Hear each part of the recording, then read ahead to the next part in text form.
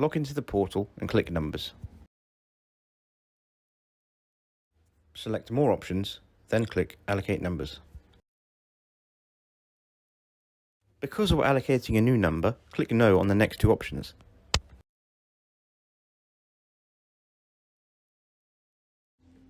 Type in how many numbers you would like to allocate, then specify the area code or city name. Then click Next.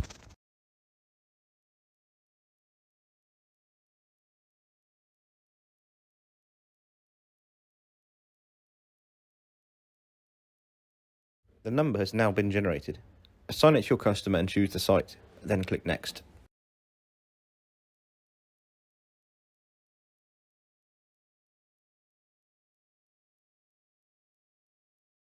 Now we need to fill in the EHA information.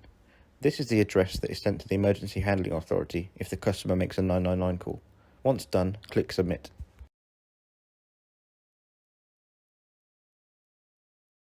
The number is now active. To edit the number, click on the three dots. Here you can set a divert and change any information about the number.